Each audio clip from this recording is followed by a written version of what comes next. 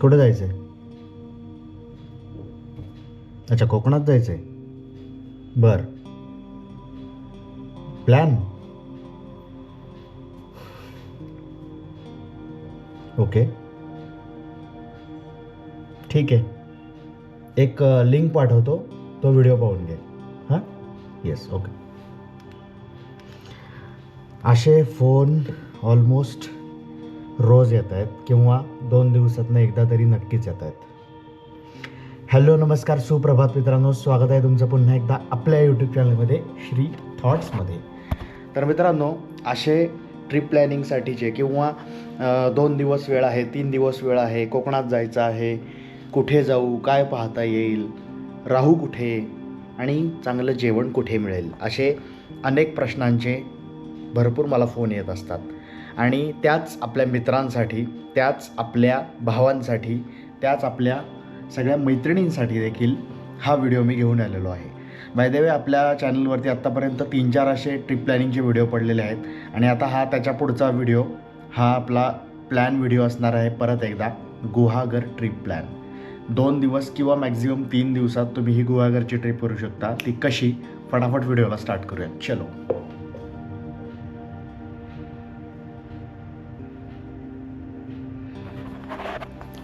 All right friends, असं काहीसं आपले ट्रिप प्लॅनिंगचं आपण स्क्रिप्ट लिहिलेली आहे. तर आता फटाफट आपण स्टार्ट करूयात आणि तुम्हाला भरपूर साऱ्या इन्फॉर्मेटिव्ह गोष्टी मी तुम्हाला सांगणार आहे. तर आत्ताच व्हिडिओला लाईक करून घ्या, ओके.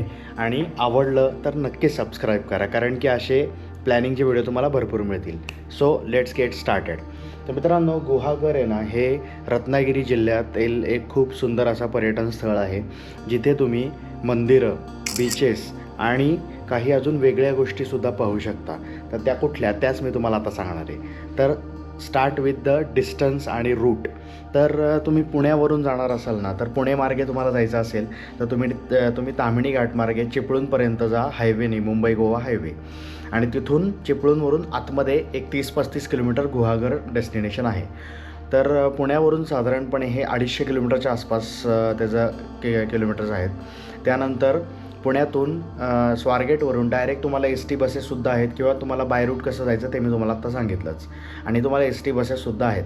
तुम्हाला रेल्वेने जायचं असेल तर तुम्ही चिपळूणपर्यंत जा, आणि चिपळूणवरून तुम्हाला तिथून बाहेर, आता स्टेशनच्या बाहेर गाड्या वगैरे मिळतीलच ऑब्व्हियसली जायला, ते मला त्यातले डिटेल्स माहिती नाही आहेत. तर अशा पद्धतीने तुम्ही चिपळूणवरून गुहागरला पोहोचू शकता.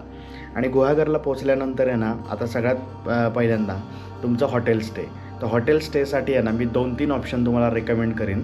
मी तुम्हाला त्याचे क्लिप्स पण दाखवीन. इथं कॉन्टॅक्ट नंबर नाही आहे माझ्याकडे, मी नावं वगैरे त्यांची खाली टाकून देईल इकडे.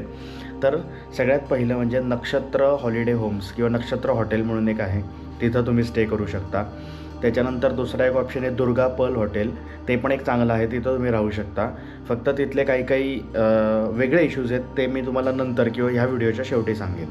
आणि एक तिसरा ऑप्शन आहे निसर्ग रिसॉर्ट म्हणून एक हॉटेल आहे. ते थोडं एक्सपेन्सिव्ह आहे आणि थोडं बीचपासून लांब आहे, तर तिथं राहू शकता. तर हे 2-3 ऑप्शन्स आहेत. आणि त्याच्यानंतर तिथं पोचल्यानंतर सपोज सेम डेला, म्हणजे सकाळी तुम्ही ट्रॅव्हल करून दुपारी किंवा संध्याकाळी वगैरे तिथं पोचलात, तर तुम्ही तुमचा फर्स्ट डे ह्या सगळ्या ॲक्टिव्हिटीजमधनं वेळ मिळाला की तुम्ही संध्याकाळी जाऊ शकता, ते म्हणजे गुहागरच्या बीचवरती. आणि तिथला इव्हिनिंगचा सनसेट तुम्ही तिथं एन्जॉय करू शकता. आणि परत रिटर्न येऊन तुम्ही तुमच्या हॉटेलला जेवण करू शकता. किंवा तुम्हाला जर बाहेर जेवायचं असेल, आता ह्या हॉटेलला आहे ना, तुम्ही अगोदर जर सांगितलं, म्हणजे त्या दिवशी आल्या दुपारी किंवा आदल्या दिवशी वगैरे, तर तुमची जेवणाची सोय होती. ऐनवेळी सांगितलं तर जेवण मिळणार नाही. तर तुम्हाला जर हॉटेलसाठी ऑप्शन पाहिजे असेल, म्हणजे जेवणासाठी, तर तिथंच आहे ना, एक वरचा पाट एरिया, म्हणजे पोलीस स्टेशनचा एरिया आहे ना, त्याच्याच अलीकडे तिथं एक राजगड हॉटेल म्हणून आहे. खूप सुंदर हॉटेल आहे. तिथं व्हेज नॉनव्हेज दोन्ही जेवण चांगलं मिळतं. तर तो तुम्हाला एक जेवणासाठीचा एक चांगला ऑप्शन असू शकतो. चलो, आता नेक्स्ट पार्ट. तर अशा पद्धतीने तुमचा डे 1 संपेल. त्यानंतर डे 2ला मॉर्निंगला सकाळी जरा लवकर उठा आणि तुम्ही थेट नाश्त्याला जाऊ शकता ते सुरुची प्युअर व्हेज हॉटेलमध्ये. इथं तुम्हाला वेगवेगळ्या प्रकारचे आपण म्हणतो ना कोकणी फूड म्हणजे धपाटे म्हणा किंवा घावणं म्हणा किंवा आंबोळी म्हणा, बाकी पोहे उपीट वगैरे तर मिळतीलच. त्यानंतर कोथिंबिरीची वडी वगैरे हे असे काहीतरी छानसे सुंदर पदार्थ तुम्हाला नाश्त्याला मिळतील. तर थोडी गर्दीचं ठिकाण आहे, त्यामुळे तुम्ही जर लवकर गेलात, वेळेत गेलात तर तुमच्या सगळ्या गोष्टी म्हणजे तुम्हाला व्यवस्थित मिळेल. त्याच्यानंतर तुमचं पहिलं डेस्टिनेशन म्हणजे पहिलं तुम्ही ठिकाणी जाऊ शकता ते म्हणजे अर्थातच वॅडेश्वर मंदिरात. वॅडेश्वर मंदिरात म्हणजे जस्ट एस टी स्टँडच्या समोरच हे मंदिर असल्यामुळे अगदी तुम्ही वॉकिंग डिस्टन्सवरती सुद्धा आहे, म्हणजे सुरुची हॉटेलपासून वॉकिंग डिस्टन्सवरती सुद्धा आहे. तर तुम्ही पहिलं तिथं जाऊ शकता. सुंदर असं मंदिर आहे, एक्सप्लोअर करा, छान पद्धतीने पहा आणि वॅडेश्वराचं दर्शन घ्या. त्याच्यानंतर तुमचं नेक्स्ट डेस्टिनेशन असू शकतं म्हणजे तुम्हाला पाहिजे असेल तर तुम्ही परत एकदा आहे ना गुहागर बीचला जाऊ शकता, तुम्हाला जर पाण्यात वगैरे खेळायचं असेल तर. त्याच्यानंतर जेवणासाठी मी परत एकदा तुम्हाला ते सांगेन, तुम्ही राजगड हॉटेलला जेवू शकता किंवा अन्नपूर्णा हॉटेल तर आहेच आहे. मी सगळ्याची नावं तुम्हाला डिस्क्रिप्शन बॉक्समध्ये देईल, पण तुम्ही व्हिडिओ जर शांतपणे ऐकलात ना तर तुम्हाला सगळी माहिती व्यवस्थित मिळेल. तर अन्नपूर्णा एक हॉटेल आहे, तुम्ही तिकडे जाऊ शकता. किंवा एक जोग जिंजी खानावळ म्हणून खूप फेमस आहे, म्हणजे तुम्ही अक्षरशः तिथं कोणालाही विचारलं किंवा जरी गुगलला जरी सर्च केलं ना तरी तुम्हाला त्याचं लोकेशन इझिली मिळून जातील. तर हे 2-3 ऑप्शन्स तुम्ही जेवणासाठी आहेत ते तुम्ही पुढच्या तुमच्या 1-2 दिवसामध्ये कधीही तुम्ही तिकडे जाऊ शकता.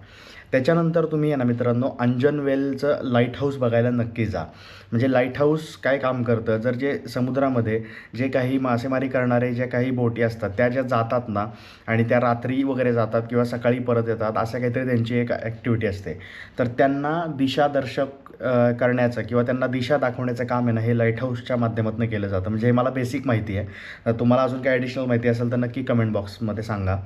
तर ते लाईट हाऊस तुम्ही पाहायला जाऊ शकता. पण एक खूप महत्त्वाची टीप आहे ती लक्षात ठेवा, ते फक्त दुपारी 3 ते संध्याकाळी 5 वाजेपर्यंतच पर्यटकांसाठी उघडे असतं. तर तुम्ही त्या पद्धतीने जा. कारण की जर तुम्हाला जर आठवत असेल तर आपण बाईक राईड करत आत्ता गेलो होतो ना, तर आपण 1:30 किंवा 2 वाजता वगैरे तिथं पोहोचलो होतो. त्यामुळे आपल्याला काय लाईट हाऊस पाहता आलं नव्हतं आणि आपल्याला सेम डेला पुण्याला रिटर्न यायचं होतं, म्हणून आपण 3 वाजेपर्यंत वाट न पाहता आपण सरळ निघून आलो होतो. तर तुम्ही 3 ते 5च्या मध्ये लाईट हाऊस पाहायला नक्कीच जाऊ शकता. तर ते तुमचं पाहून झाल्यानंतर आहे ना तुम्ही परत रिटर्न एकतर तुम्ही हॉटेलवरती या, थोड्या वेळ आराम करा आणि परत तुम्ही सनसेट पाहण्यासाठी तुम्ही एकतर बीचवरती जाऊ शकता किंवा जर तुमच्याबरोबर सिनियर सिटिझन्स किंवा लहान मुलं नसतील ना तर एक डॉल्फिन पॉईंट म्हणून आहे. तर ते काहीतरी आय थिंक आपल्या स्टेपासून जास्त अंतर नाही आहे. तर ते तुम्ही पाहायला जाऊ शकता. तिथून सनसेट खूप चांगला दिसतो. म्हणजे असं एक उंच आपण म्हणतो ना एक डोंगराचा कडा आहे, तिथून तुम्हाला समुद्राचा विहंगम असा नजारा दिसतो. आता डॉल्फिन दिसतील का नाही आय डोंट नो, म्हणजे मी तर गेलेलो नाही आहे आणि जे काही मी लोकांचे एक्सपिरियन्सेस ऐकलेत ते खूप रेअरली तिथून तुम्हाला डॉल्फिन्स दिसू शकतात. पण तिथून एक मात्र आहे की सुंदर असा तुम्हाला सनसेट तर नक्कीच पाहायला मिळेल. तर ह्या सगळ्या गोष्टींमध्ये तुमचा डे 2 संपला.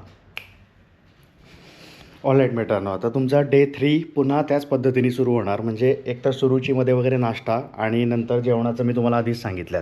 तर त्याच्यानंतर तुम्ही आहे ना त्याच दिवशी म्हणजे 3rd डेला आहे ना तुम्ही सकाळ आहे ना मस्तपैकी जे आपलं दुर्गा मातेचं जे मंदिर आहे ना, जे आपण आपल्या दोन्ही व्हिडिओजमध्ये कवर केलं होतं दोन्ही सिरीजमध्ये, तर तुम्ही तिकडं जाऊ शकता. तो एक चांगला ऑप्शन आहे. नाहीतर तुम्ही उडाळेश्वर किंवा वाळुकेश्वर ह्या 2 मंदिरांपैकी जाऊ शकता. त्याची एक रंजक कथा आहे, त्याची मी एक वेगळा व्हिडिओ बनवेन त्याची माहिती सांगण्यासाठी. तर ह्या 2-3 मंदिरांमध्ये तुम्ही सकाळच्या वेळेमध्ये जाऊ शकता. त्याच्यानंतर जर तुम्हाला आहे ना ह्याच ट्रिपमध्ये वेळणेश्वर आणि बाकी हेदवीचा गणपती पण कवर करायचा असेल तर तो एक ऑप्शन आहे. म्हणजे 3rd डेलाच ह्या 2-3 मंदिरांपैकी एखाद दुसऱ्या कुठल्या तरी मंदिरात जाऊन आलात ना की तुम्ही लगेचच आहे ना तुमचं हॉटेलमधनं चेकआउट करा 3rd डेला. त्याच्यानंतर तुम्ही थेट जाऊ शकता ते वेळणेश्वर मंदिराकडे. म्हणजे वेळणेश्वर मंदिर तिथून आय थिंक साधारणपणे 25 ते 30 किलोमीटर अंतरावरती आहे. तुम्ही तिकडे जाऊ शकता. तिथंच आजूबाजूला आहे ना 2-3 हॉटेलसुद्धा आहेत, तिथं तुम्ही जेवणसुद्धा करू शकता. त्याच्यानंतर एक्झॅक्ट आहे ना जे वेळणेश्वरचं मंदिर आहे त्याच्या बॅक साईडलाच त्याचा बीच आहे. बीचच्या समोर एक छोटासा कॅफे आहे, तिथं देखील तुमच्या जेवणाची किंवा नाश्त्याची चांगली सोय होऊ शकते. मी एकदा तिथं जेवलो होतो, खूप चांगलं म्हणजे असतं त्यांची क्वालिटी वगैरे. त्याच्यानंतर तुम्ही हेदवीचा गणपती पाहायला जाऊ शकता, जो की दशभुजा गणपती म्हणून प्रसिद्ध आहे. आपण आपल्या दोन्ही सिरीजमध्ये ते कवर केलेले आहे.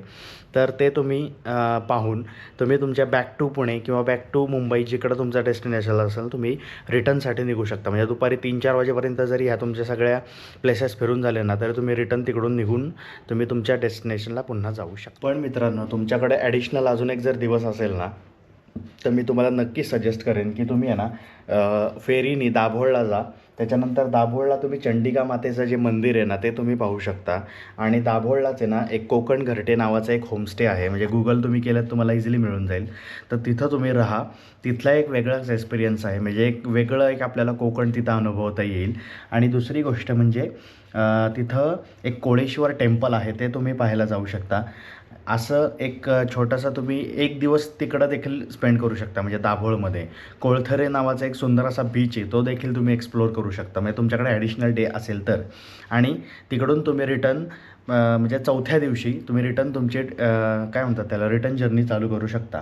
त्याच्यानंतर तुम्ही जर महाडला पोहोचलात ना, तर I think Konkan Dwarka Konkan plus असं काहीतरी आहे ना, एक महाडला जस्ट अलीकडेच आहे ना, तर ते एक हॉटेल आहे. तर तुम्ही तिथं लंच करू शकता.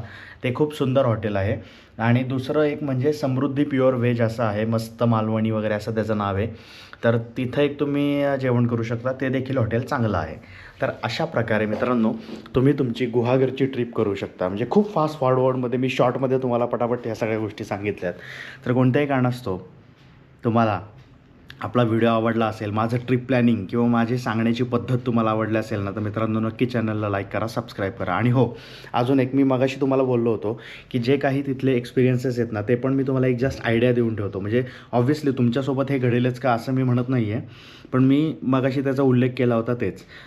गुहागरमध्ये ना मोस्ट ऑफ दी हॉटेल्समध्ये अशी सिस्टीम आहे की तुम्हाला जेवणाचं आहे ना एक 4-5 तास अगोदरच सांगावं लागतं. म्हणजे तुम्हाला रात्रीचं जेवण असेल ना, तर तुम्हाला दुपारी 3 किंवा 4 वाजेपर्यंतच त्यांना सांगावं लागतं की तुम्ही जेवणार आहात का नाही, आणि जेवणार असाल तर काय. तर तेवढी एक गोष्टीची काळजी घ्या. बाकी गुहागर खूप सुंदर आहे, गुहागर खूप मस्त आहे. निसर्गाचा एक अद्भुत ठेवा, निसर्गाचा एक अद्भुत नजारा. आणि आपल्या महाराष्ट्रातलं, आपल्या कोकणातलं, देवभूमी कोकणातलं आपलं मंदिर आहे. आपलं मंदिरे आहेत, बीचेस आहे, असं सुंदर असं गुहागर आहे. तर नक्कीच. आणि हो, अजून एक तुम्हाला मी ॲडिशनल सजेशन देईन मी तुम्हाला पॉसिबल असेल ना, तर जाताना किंवा येताना तुम्ही परशुराम घाटातील परशुराम मंदिर नक्की पाहायला जाऊ शकता, जे की चिपळूणचा जस्ट अलीकडं जो आपल्याला एक घाट लागतो ना, तिथं आहे. परशुराम भगवान यांचं खूप सुंदर असं जे मंदिर आहे, म्हणजे ज्यांनी कोकणची निर्मिती केली ते भगवान परशुराम यांचं आपल्याला तिथं मंदिर पाहायला मिळतं. तर ते देखील तुम्ही पाहायला नक्की जा. आणि ते मंदिर पण माझ्या रेकमेंडेशनने तुम्ही नक्की पाहायला जा. तुम्हाला तिथं पण एक सुखद अनुभव मिळेल. तर ओके, टाटा, बाय बाय. मी हा व्हिडिओ आपला इथं सेंड करत आहे. Take care. बस दुआ में याद रखना.